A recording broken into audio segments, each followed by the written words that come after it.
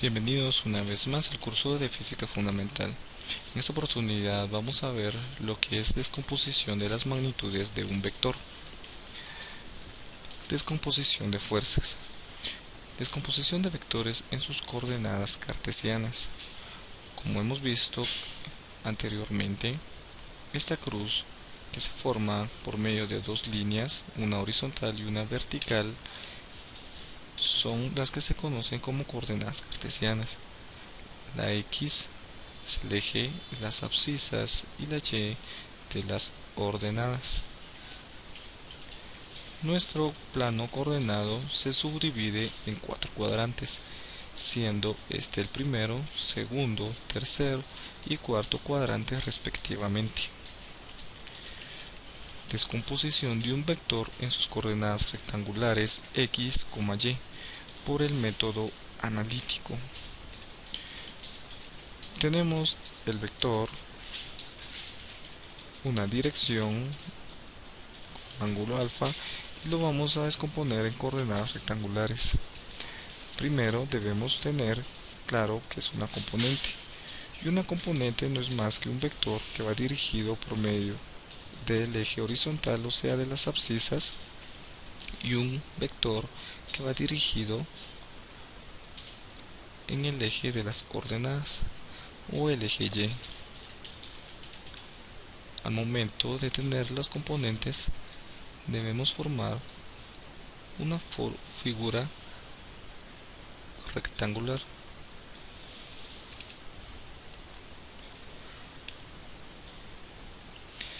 Descomposición de fuerzas. Descomponer un vector consiste en encontrar otros vectores, normalmente son dos, cuya composición nos da el vector inicial. Esencialmente es el proceso contrario al de la composición. Veamos algunos ejemplos. Tenemos el vector resultante f. Sus componentes serían en este caso el vector f1 y el vector f2, que al momento de sumarlos nos habría dado el vector resultante que teníamos con anterioridad. Tenemos nuevamente el vector f. Este vector se pudo haber obtenido también si los vectores estuviesen representados de esta forma: f1 y f2. Formamos una figura por medio del teorema del paralelogramo y obtenemos las componentes. Por último tenemos nuevamente el mismo vector. Ahora f1 es un vector más pequeño y f2 más largo. Nuevamente el teorema del paralelogramo y obtenemos nuestro mismo vector resultante.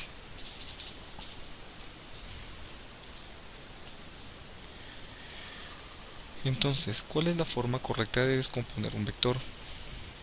Pues todas. En realidad hay infinitas maneras de descomponer un vector y todas son correctas, pues cumplen la definición de descomposición vectorial. Nosotros vamos a estudiar una llamada descomposición normal, en la que los vectores obtenidos, o sea las componentes, son perpendiculares entre sí.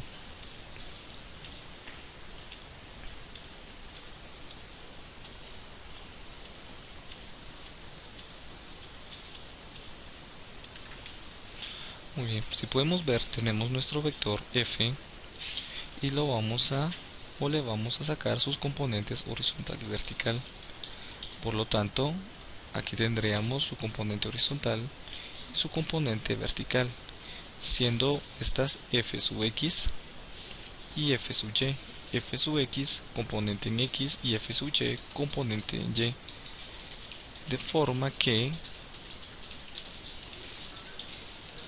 formamos triángulos rectángulos, donde el cateto opuesto sería la componente en fy y el cateto adyacente sería la componente f sub x. La hipotenusa sería en este caso el vector f con un ángulo alfa. Si quisiéramos encontrar el valor de la hipotenusa, utilizaríamos el teorema de Pitágoras como hemos visto anteriormente en la relación de triángulos rectángulos. Si quisiéramos encontrar el valor del ángulo, podríamos utilizar seno de A igual a FY partido F. Y si quisiéramos encontrar el valor de la componente F sub Y, despejado nos quedaría F sub Y igual a F, que sería el valor de la hipotenusa, multiplicado por el seno de alfa. Si queremos encontrar el valor de la componente en X, nos quedaría de la siguiente manera: F sub X igual a F por coseno de alfa.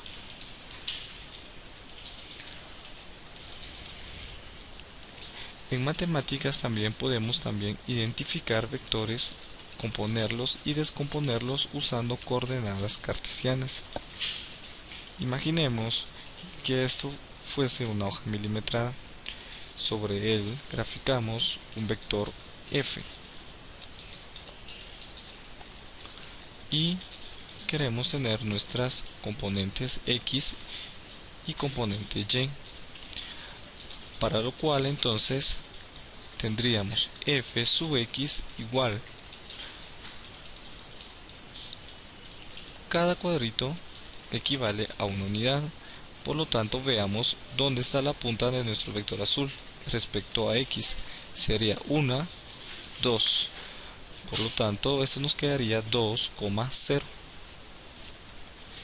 Y en y veamos cuánto sube: 1, 2 y 3, por lo tanto sería 0,3, de tal forma que la componente del vector f sub x, f sub y, nos quedaría f igual a 2,3. Si queremos encontrar el valor de nuestro vector, sustituimos en el teorema de Pitágoras f igual a f sub x al cuadrado más f sub y al cuadrado, donde x es el valor de 2 y y sería el valor de 3. Calculamos y obtenemos que el valor de f es de 3,6 newtons. Si queremos encontrar el ángulo de dirección, tendríamos entonces que por medio de la tangente del ángulo igual a f sub y partido f sub x nos daría 1,5. Calculando la tangente inversa, nos quedaría que el ángulo de dirección es de 56,3 grados. Para componer dos vectores a partir de sus coordenadas cartesianas,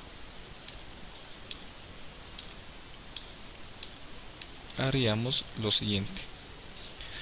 Nos dicen que f sub 1, que es el vector azul, está ubicado en la coordenada 2,3, 2 a la izquierda y 2 a la derecha y 3 hacia arriba. El vector f sub 2 está ubicado en la coordenada 4,1, 4 a la derecha y 1 hacia arriba. Por lo tanto, la resultante de estos dos vectores sería igual a f sub 1 más f sub 2 si lo hiciéramos por el método gráfico. La resultante, por lo tanto, sería f sub 1, que es lo que tenemos aquí, 2,3, más f sub 2, que sería 4,1.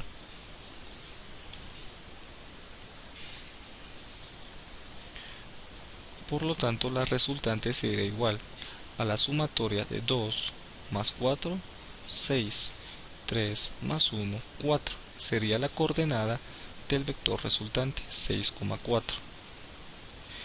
Usamos nuevamente el teorema de Pitágoras, sustituimos los valores de la coordenada de la resultante y obtenemos que la magnitud de nuestro vector resultante, que sería el vector que está de color rojo, es de 7,2 newtons.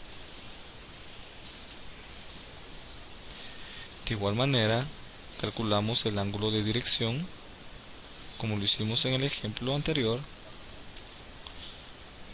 Calculamos tangente inverso y obtenemos que el ángulo de dirección del vector resultante es de 33.7 grados. Otro ejemplo. Obtener las coordenadas rectangulares, o sea, la componente horizontal y vertical del siguiente vector. Vemos que la magnitud del vector es de 40 kilómetros y tiene un ángulo de dirección de 40 grados. Debemos calcular la componente en X y la componente en Y. Por medio de las fórmulas que se dieron anteriormente, obtenemos que d sub x va a ser igual a 40 kilómetros multiplicado por el coseno de 40 grados. Sustituyendo los valores y haciendo la operación, tendríamos que d sub x es igual a 30.64 kilómetros. D sub y sería lo mismo, el mismo cálculo, con la única diferencia que en vez de multiplicarlo por coseno, ahora sería por el seno del ángulo, obteniendo que d sub y equivale a 25.71 kilómetros.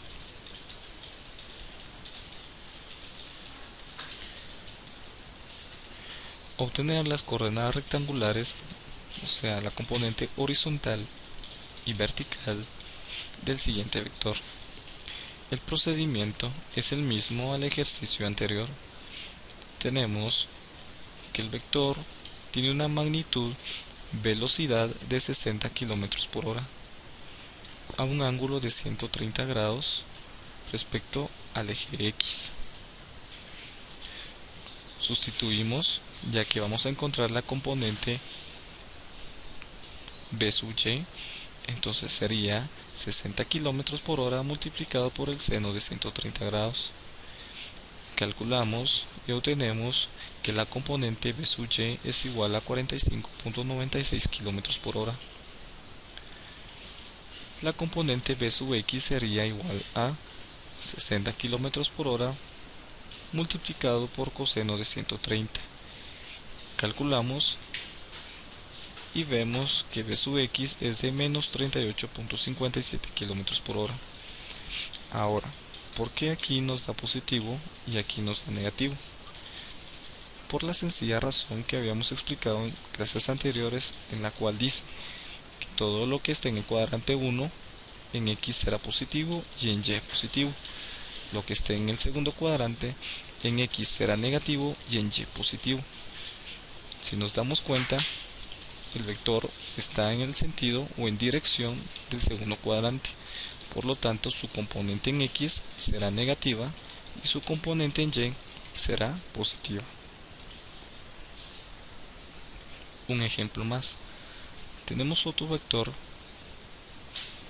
que es de 200 newtons. Es un vector fuerza. Y debemos calcular también su vector horizontal o su componente horizontal y su componente vertical. El ángulo es de 210 grados. Realizamos la misma operación que el ejemplo que tenemos a la izquierda. Sustituimos F sub y igual a 200 newtons por seno de 210 grados. Obtenemos que es de menos 100 newtons. F sub x igual a 200 newtons por coseno de 210 grados. Obtenemos que es de menos 173.2 newtons. Si pudo observar, verá que cada vez que calculamos la componente en X, siempre lo multiplicamos por coseno, no importa hacia dónde vaya dirigido el vector. Mientras que cuando calculamos la componente en Y, utilizamos la función sen. Regresando al ejemplo de la derecha, vemos que f sub y es negativo y f sub x también. Por la misma explicación que se dio para este ejemplo, todo lo que esté en el tercer cuadrante en X será negativo, como en Y negativo. Muy bien, con esto terminamos lo que es el tema de vectores, les recomiendo que cada uno de los ejercicios que pudo haber visto en esta presentación los pueda repetir nuevamente en su cuaderno. Nos vemos en una próxima clase.